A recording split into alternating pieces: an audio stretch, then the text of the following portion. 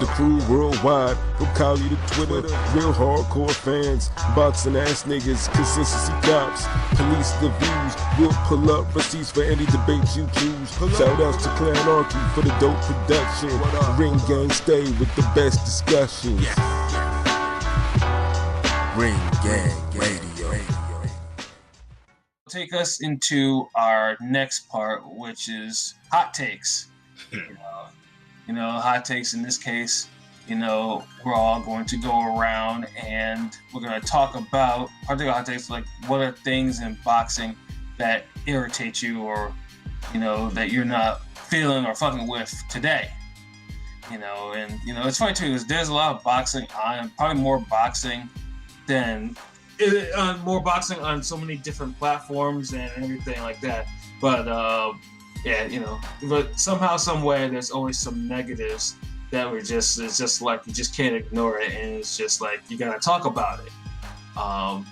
Myself, I'll start off first. You know what I'm saying?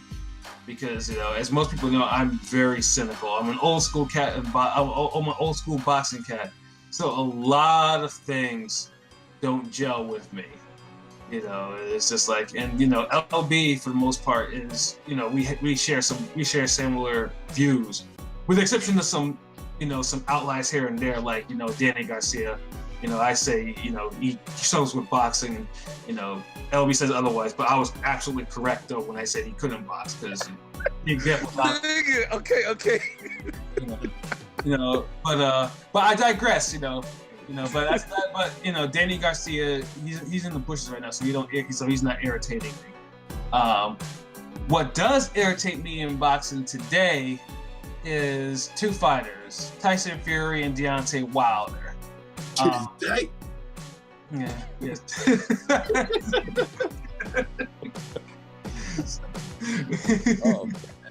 Oh my God. Tell him why you mad. Yes, tell me, why am I mad? Well, let's put it this way: the fight back in December, obviously it was a very entertaining fight from two fighters who I have reportedly in the West said they were on some struggle shit. Fury, because he doesn't know the words "I'm full" or "No, I don't sniff this," and then you have Wilder. Yeah. We have Wilder who has a loud personality and who has a silencer in his right hand, but he has the fundamental skills of a 7-year-old beginner. However, good fight, everything like that. Everyone watched. I saw it in the theater. We're all good. However, now it begins the overrating, especially in comparison with the true heavyweight kingpin, Anthony Joshua. I knew it. So, most people with Fury. Obviously, if you've watched Fury fights, going back, before he actually really became, before he came here from England stateside, you look at him and you're like, damn, this big motherfucker, he fights weird. He doesn't, he punches weird. He moves like fucking Ty Fields, and and he makes goofy faces. And for a guy of his size, he seems chinny and doesn't seem like he's right for a knockout. Unfortunately, has not come to pass yet. I always said too, if Fury loses, Fury will be an incredible knockout.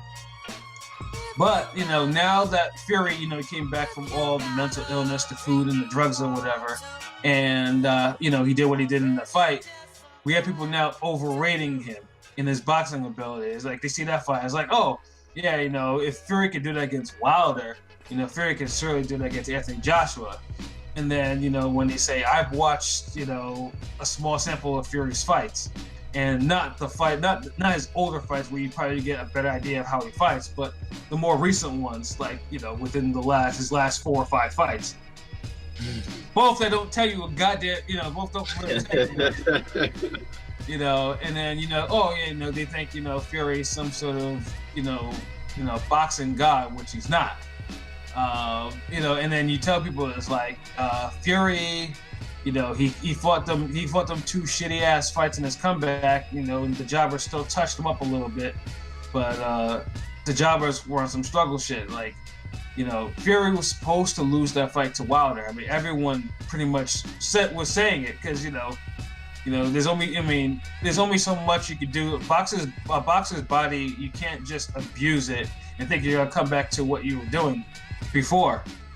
And that was Fury. But now, because of what Fury did in the fight, Fury can do this. Fury is better than Femi, Fury, beat Vlad better than Femi, all that type of shit like that. And I'm like, Femi, stop Vlad.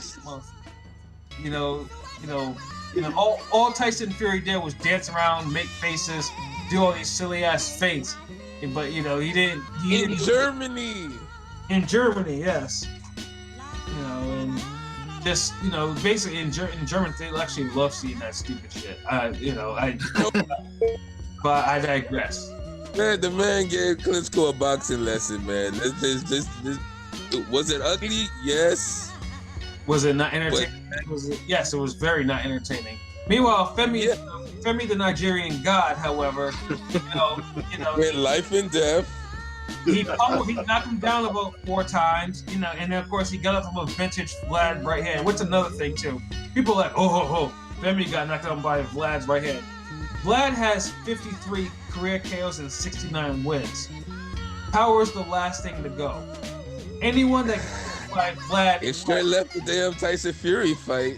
Yeah. He never even showed up. Yeah, but that could have found the phone. Well, it did show up there, but it didn't show up in the way that it showed up in the Joshua fight. It just didn't land in that type of way, and yeah. That's one way to put it.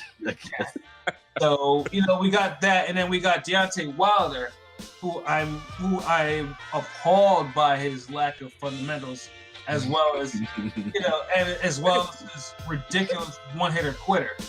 You've never seen. I said it before. The dude, I noticed it with the Molina fight.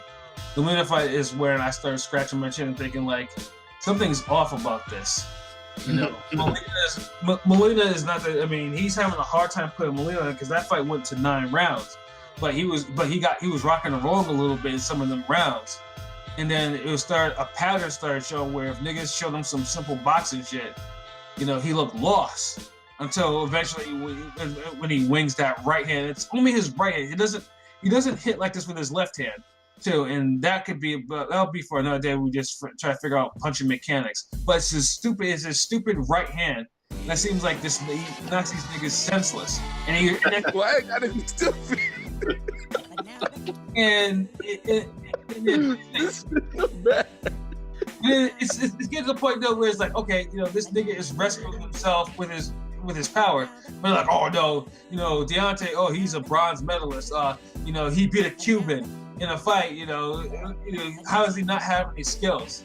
Well, how does he not? Well, all you have to do is look at the damn Fury fight, and then you pretty much saw, of course, from a whole worldwide pay-per-view, you saw all that bullshit.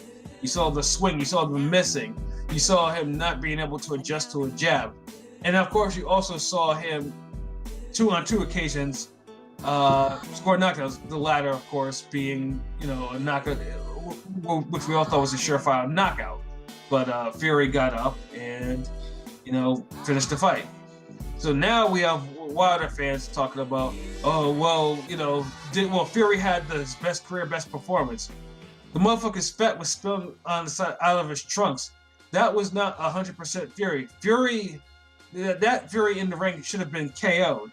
But because you can't box, you made Fury look like $1 million. So now you have all these people like, Wilder. So Wilder will do this, Wilder will do that, like, and then you have Fury did this, Fury that. Like, no, they both showed horrific flaws. They are not, they are not who you think you are. And like I said, time will tell. That and lied to you. It's just like, but until then, of course, I have to keep my hearing. I have to get into arguments about both of them. In comparison to Anthony Joshua, who I think is who no one cares about now. fundamentally sound. He's fighting Miller, and everyone's like, well, he's fighting. yeah. But he has the intention of. I mean, his fight though is obviously getting more attention. Getting bitched up by Miller actually now. Actually getting that damn push was like hard as fuck the other day. Like, I know, nigga, like that's the type of push. If you get pushed like that on the street, that's a fight. Like, yeah. Yeah, but then he was talking, and then of course they were talking mad greasy to each other. The mothers, talking this mother, landlord, that, blowing kiss to the mothers. All they were talking super greasy though. So I mean, the Joshua shit was like mad polite though, man. Like, so he's British. What do you expect? Shout outs to the UK. Like, I'll put salt in your mother's tea or some shit. Like, nigga, like. Oh my God. Like, boo, that ain't, that ain't no gangster shit, man. But then Big Baby wasn't any better though. Big Baby was just nigga was sweating trying to talk shit though. How you gonna look at just like droplets everywhere? How you gonna look intimidating when your body's betraying you, bro? Sorry, I'm sorry. Man. But yeah, let's put it this way: being like Fury, Wilder, overrated. It's just like like I said, time will prove me right about this again. To be continued. Now, man, see this thing, Joshua.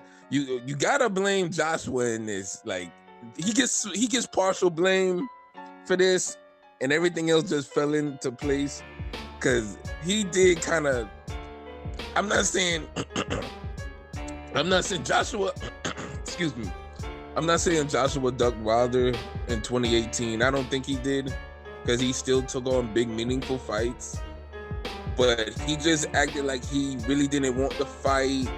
Him and Hearn was kind of pussyfooting around and kind of stretched out negotiations, and you just got the vibe that they didn't really want it like that, which was cool because they still fought Parker and Povetkin, 2 top 5 heavyweights. It's all good, whatever. That allowed for Fury to make his comeback. He fired up career mode, put the controller on, hit select, got his stats up and shit, didn't look all that impressive. Him and Wilder do they spin off, and they both just have an epic confrontation, an epic fight, as an epic robbery. There's a whole bunch of epic shit just happened that night. But the important epic was struggle, and that was a whole bunch of epic struggle. But at the end of the day, it was memorable to the point where niggas is like, fuck, I want to see that again. What's good? Like, Anthony Joshua, who, yada yada yada. Like, he legit, it's like Joshua created a situation where he legit made people take a little bit of his thunder away. Yeah.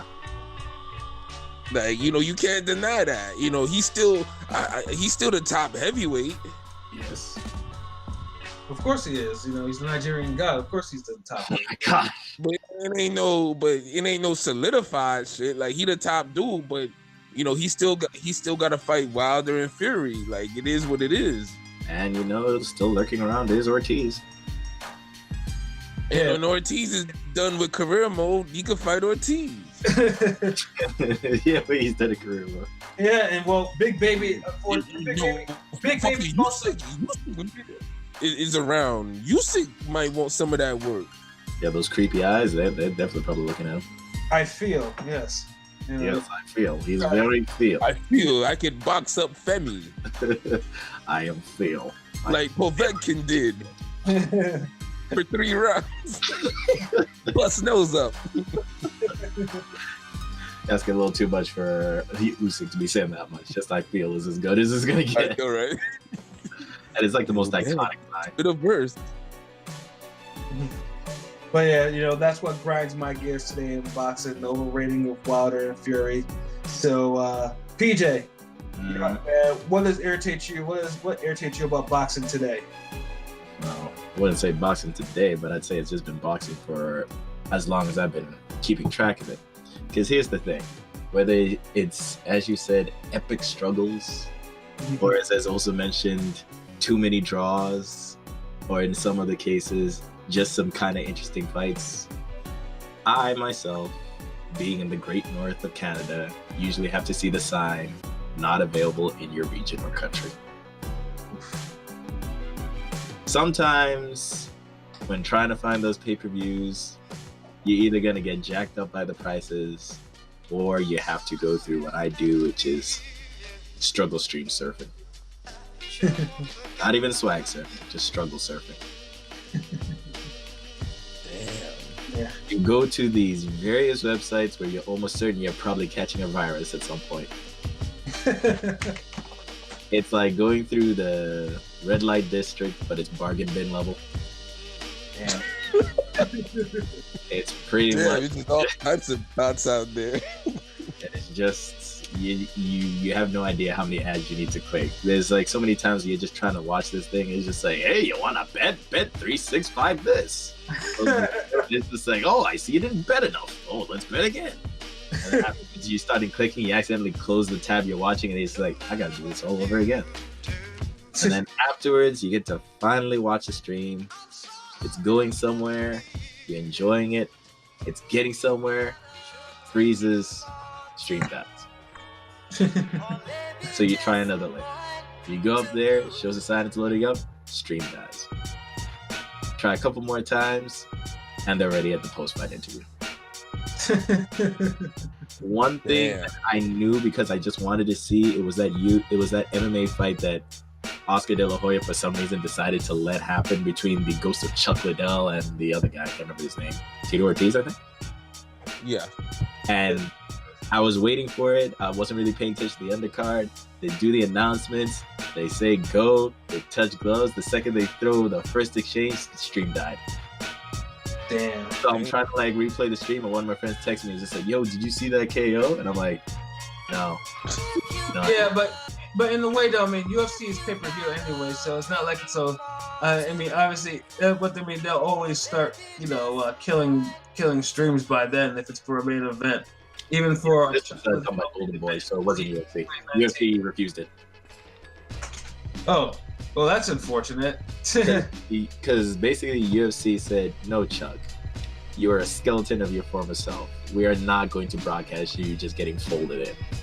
Oscar came by and was like, "Yeah, I can do it," and then just decided to do like, "Hey, Golden Boy and Coke Productions decides to bring you Tito Ortiz and Chuck Liddell." Yeah. But yeah, it's just like, some of us are in different regions, different parts of the world, different time zones, and we're trying to figure out, oh, when's this fight? Do you know how heartbreaking it is to hear people start telling me, oh shit, do you see that? Oh shit, you see that? Like, no, I got a rock. Now, hold up, PJ. So now, what channels that show boxing are readily available? To be honest, it's not too much. Like ESPN is probably one of them now. And most of these things are like restricted by subscriptions. They like for basic like cable and things like that, they're not gonna give you that shit. They're gonna be like, hey, you wanna pay for it? You can't even watch Hulu because Hulu's just like, nah, nigga, you're not in the US. You either go to the US or get a VPN. Obviously they don't want to do that, but you get a VPN. Yeah, but I mean, from what I understand, isn't the Zone Canada, it's an option over there too? Because I know they show. I know that the Zone in Canada shows a lot more than they do to the Zone in the United States. Yeah, now that it's popped up, that's now an option. There's also another one called Fight TV, FITE, but it's a mixed bag of what they show. Because they usually I've heard that one. Yeah, like that Fight. It's like all over the place, really. Yeah, because sometimes you're just like, you'll find your fight, and then there'll be just like this other one is just like, here's a fight in a donkey farm in Argentina, and you're just like, what? It's just like, some random fights. It's the most like random ass fight. You don't even know who these people are or why they're fighting, but they're just there blasting on the screen. I'm just like, who? And I'm just like, and you're kind of tempted to watch because you're just like, well, it might be lit. You don't know. So I'm just like, you know what? Yeah, maybe I won't know a single thing what they're saying, but you know what? I've watched Boxer Azteca, and I love the commentators there, so maybe I'll love the commentators in this one. But otherwise, it's starting to get a little bit better, but I guess maybe this is why I'm okay with the whole pay-per-view thing kind of dying down because now the streaming services are open. So, we can always go back to that ESPN. Is it just called the ESPN app, or what was it called again? What's that? The ESPN one. Plus? Yeah, the one on ESPN where you can watch fights as well. Where you could pay ESPN. Yeah, ESPN Plus. Yeah, that's what I have that.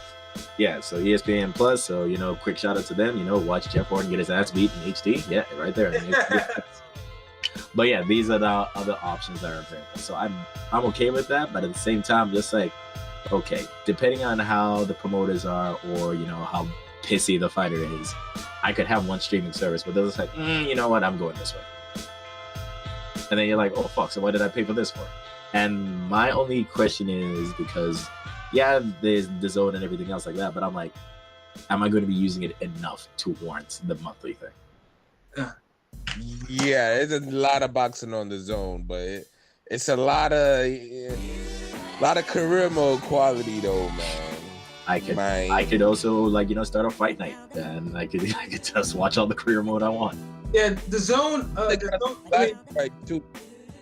I mean, surprisingly, the zone actually has probably the more entertaining fights that I've seen on any other fucking thing. Like the fucking Golden Boy cards on the zone, this year have been nuts. Yeah. But for the zone in the U.S., it's the Golden Boy, it's the World Boxing Super Series, it's Eddie Hearn's the Matchroom Boxing cards. Yeah, I think that's it in terms of boxing. And then of course it has MMA. When you look at it, it's worth it. It's what, $10 a month? Yeah. Like I said, I mean, like I said, if you watch boxing, you watch MMA, or you just like to see niggas get, shoot the fade or whatever, the zone does satisfy that. So I mean, and that said, I mean, I have it because of the World Boxing Super Series, but for $10, I do get a good amount of fights, and I am satisfied with what I'm watching so far. So yeah, PJ, I would recommend just look. I mean, you can do the trial. I mean, just do it for a month, see if you like it. Is the Miller Joshua fight on the zone? I can't remember. Yeah, it's gonna be on the zone because it's Eddie Hearn. Right. I forgot how much Eddie Hearn was pushing this shit nonstop. Yeah. It's like, yo, you know what's also better? The zone. Actually, no. You know what, bro. You know what's even better? The zone. These other apps, you know what? They can suck my nuts. The zone. Oh man. Yeah, no, but PJ though, man, Canada, needs to get on the ball of its infrastructure and everything like that. Like I said, you shouldn't. Not with this monopoly they're running. They're never gonna give a damn about that. They give fiber optic begrudgingly. Damn. So y'all were probably on 56K just 10 years ago, huh? Good old phone. Watching fucking real player streams like I used to do in college. Oh, nigga, you bringing back the days. Yeah, that's when I learned. Those were the days when I learned Germany was a shitty place to fight. Yeah. Oh man, I brought it way back. We can talk about that on a different podcast though. But yeah, PJ, man. Ring Gang Radio reminisces. Yeah. Yeah, it sucks though. Canada's involved, man. There's no way in 2019 that, with all this, with boxing on all these platforms right now, that, you're out there still, starving a little bit, you know what I'm saying? I'll just hop on the zone. That's probably just me being. Do y'all have Fox up there? Y'all ain't got Fox. Yeah, we do, but it's just depends on what it is. No, I mean it's local it's Fuchs. It's different than that Canadian accent. Y'all couldn't see the Thurman fight, shit like that? No, but that's also just because of me. Because as I said, the Canadian coach, I'm just it's kind of hard to be able to watch fights if you're scheduled to be hey, you need to get these guys ready for their fights. Oh, hold on. Okay, see, I was under the impression they didn't show it up. Your ass was just busy. You couldn't see it. No, it's a mix of both. Oh, okay. But otherwise, a good chunk of the time where I'm just like, yeah, I have time, got myself comfy, let's do this. Then I'm just like, all right, get my bucket, get my helmet, get my machete. Time to go through these struggle stream vines. Chop my way all the way through. Fight an anaconda on the way. Fight a crocodile. What you call like that. You're just like, oh, congratulations, you're the 1,000th person to come here. I was like, oh, the fuck, I'm not. Like, move on. Damn. Struggle, man. Yeah, I definitely feel your pain, PJ. And so with the story, not in real life, though, but I definitely sympathize, LB, man. So what's grinding your gears, buddy? Lara? Nah, that's gonna be a good fight, man. Shit. He wants to see Lara get his if he win clean, what's the complaint about? Boxing, damn, there's a lot of shit with boxing, bro. We'll grind my gears right now.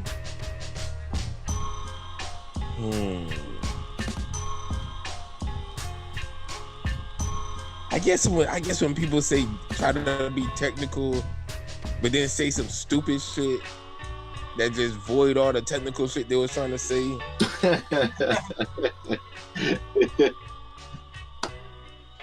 I immediately just got flashbacks of people doing that. Yeah, I know. Like when I see that, and we all know the boxing message board culture, when you see stuff like that, yeah, you love it and hate it, man. Or when you give you give someone a well thought out explanation with reason, logic, explanations, examples with dates, all that shit, only for a nigga to be like, I disagree. You're wrong. Yeah, you're like, okay, you're waiting for them to say like, to explain or even go in detail, and it's like a nigga giving you the straight face through a keyboard, like through a screen, like, okay. It feels even worse in real life when you see it on the when Max Kellerman be answering those questions at the end. But oh man, but I definitely feel that, because it's just like you have some motherfuckers that just that they think they're talking about something, but they're hiding it behind stannery or whatever, or they have an agenda, and it's just like, and it's just like, it's just a waste of text or a waste of breath, whatever you want to call it, talking to them about it. The one that stands out to me the most is when I read where someone was talking about the Golovkin-Canelo rematch, and I believe they was talking about the amount of jabs Golovkin threw and how they were meaningless, and how they say that can't. They basically said that Golovkin was stat padding with the jab. I've never heard of that phrase in boxing in my whole entire life. I'm gonna start using it. Yeah, because how can you fuck that pad in boxing? Like, you really can't stat pad in boxing. On a punch that lands. I mean, unless you want to go for the damn record of, let's say how many punches you can land on a nigga in a round, Bruh, literally the stupidest shit I've ever seen, bruh. I'm like, damn, niggas hate Golovkin that much. Like, you'll go to that extreme to say something like that. Like, I just shook my head when I seen that. I was like, wow. Like, why are they busting out calculators?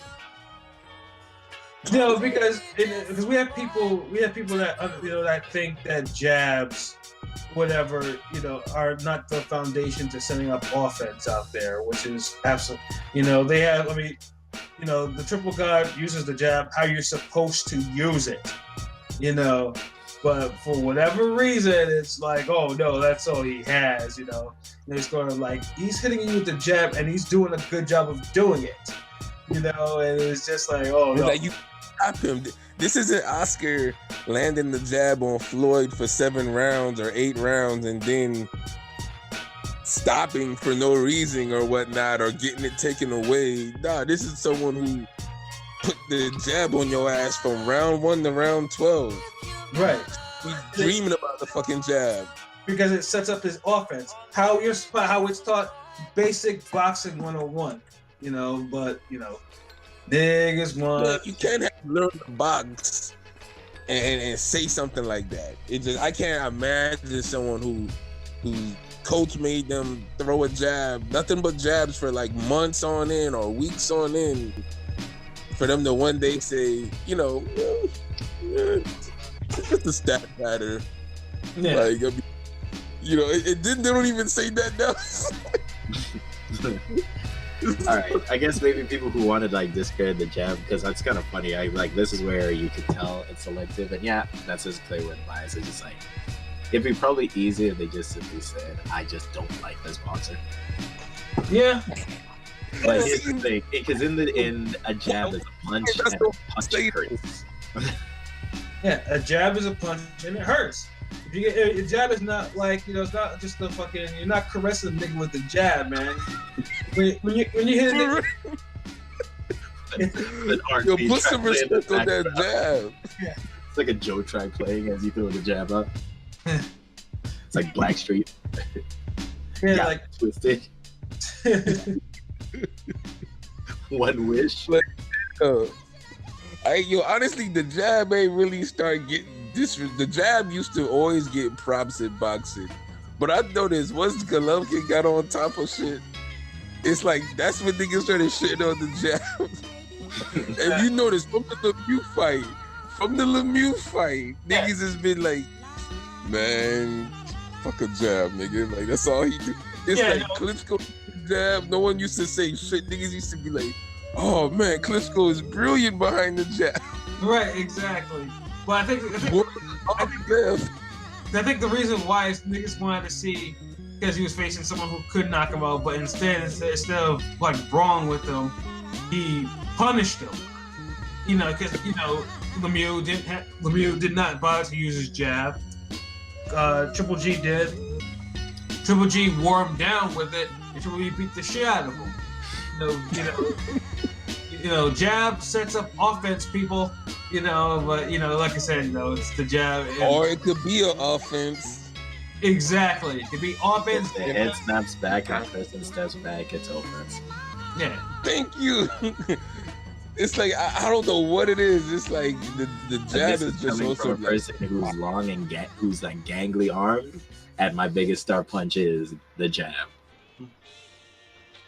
Yeah, no, but like I said, you know, Yes. I mean, like I said, people like to hot take a little bit and just like, you know, they say something that they think is smart, but you know, it's just more or less you could really see what the agenda is behind their comments. You know, like the aforementioned example of, you know, Triple G stat padding, a stat pad jab. That is by far the greatest term, stat padding. This is a new timeline. Stat padding is going to be used now. I'm going to call the jab the stat patter.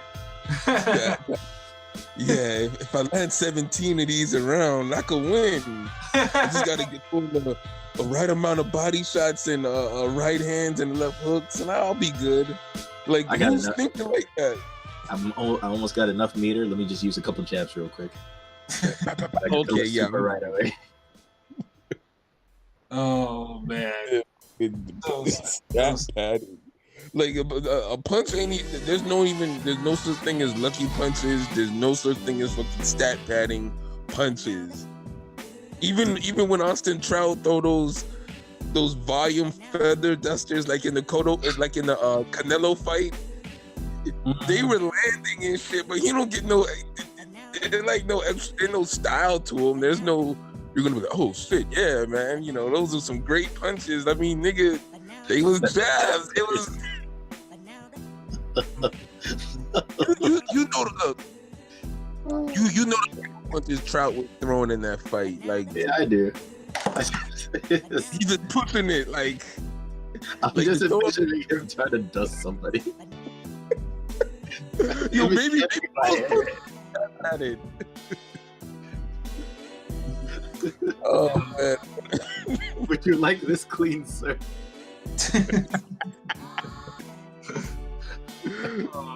Brother Dustin pushes him. Keep away. Like, Yes, damn, you really put some shoe polish on this one. I mean, it's crazy though. I mean, fucking Paulie Malignaggi, you know, of all people, used the jab, and he used the jab because it was his only fucking weapon. But niggas never. I mean, niggas used to. Nigga had a career off a jab. Yeah, he had a career off it. Yeah, exactly. You know, but for whatever reason, you know. Even when he's Golovkin used the jab, it's no, there's no way. 12 jabs are not better than 3 right hands. No,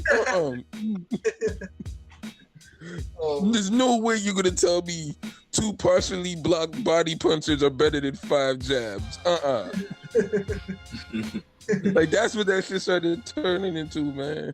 Yeah, fucking ridiculous. But yeah, LB, I definitely feel you on that, man. It's just, you know, you got a lot of niggas that be saying whatever. They be mixing, you know, they be mixing the good and the bad, and just, you know, if you're not knowledgeable enough, you may actually take that as gospel, you know, and yeah, and that's how you get bad information that gets spread and passed down in boxing circles.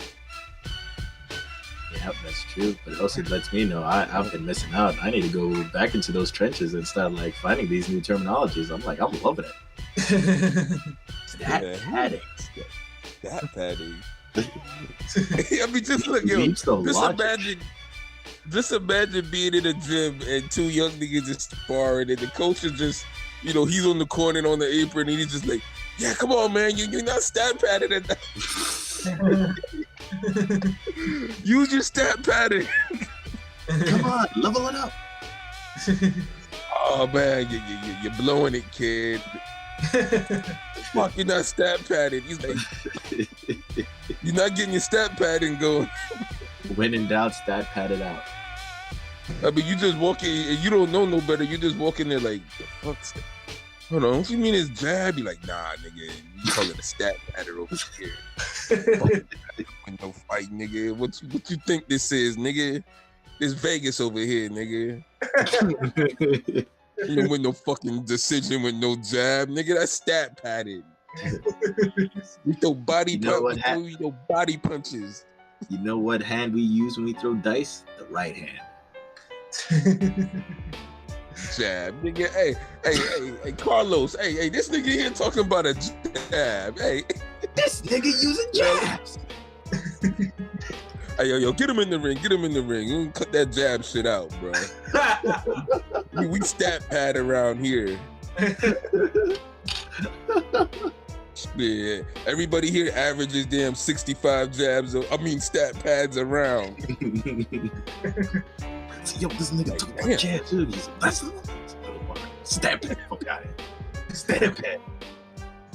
Yo, I'm just like, wow. Let's imagine that shit. Like, man. That's why Ring Gang got to keep it real, man. Real talk. So yeah, I'll add it to this. If you're going to argue with him using stat padding, that means every other boxer who you've given props for has used that same stat pattern before. Floyd, Ward, Hopkins. These guys have all used the stat pattern. Klitschko used the stat pattern. Jake Cardoso used the stat pattern. Even Canelo uses the stat pattern. Cotto used the stat pattern. Even when Paulie Malignaggi was getting those Hall of Fame fades, he still used the stat pattern. But hold on, wait. But couldn't you go any further and say any punch that's used effectively a lot, could that be a stat pattern? Yes. In fact, stat patterns are everywhere. They're in your neighborhood. Right. They're in your house. I mean, so okay, when Roy Jones was finishing off Vinny Panzienza with those uppercuts, was he stat padding with those uppercuts? Yeah, didn't you see the calculation numbers on his gloves each time he threw it? I mean, he threw about like 8 of them, right? Like, yeah. I mean, did he really throw 8? He could have threw like some jabs or hooks. No. We need to stat pad it properly. He was trying to level up his uppercuts. Okay, so you get like a super uppercut when you throw like 8 in a row. The ninth one is like real crucial. Okay. Yeah, there's a critical chance.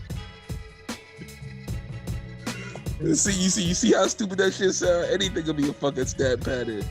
Once you start saying the jab is a stat pattern, then fucking Broner throwing the hook on Porter all night and then not landing into the last round was fucking stat pattern. He was charging it up. Like Balrog from Street Fighter. He's just like, that turnaround punch. You wait long enough, and then it says final. That's what that hook was. Final. Hey, yo, any shit that you gotta charge up for 12 fucking rounds for 35 minutes. Must be a hell of a punch. And you don't even fucking, you don't knock him out. Hey, to be fair, it didn't hit clean. It like pretty much just got him just a little bit there. If it was maybe a bit further in, maybe it would have worked. Nah, I hit his ass clean enough. Fuck all that. You seen his face, We're talking about stat padding right now. Nah, his dad felt it. His dad looked like he died. He's like, no. Porter was just like, I got caught. You're not gonna let fucking Broner of all people beat you. Like, damn. That's that look he had. Oh man. But yeah, that's what I like here, man. That's niggas making up new boxing terminology to explain some shit they don't even fully understand. Yeah, man. Like I said, that would grind my gears.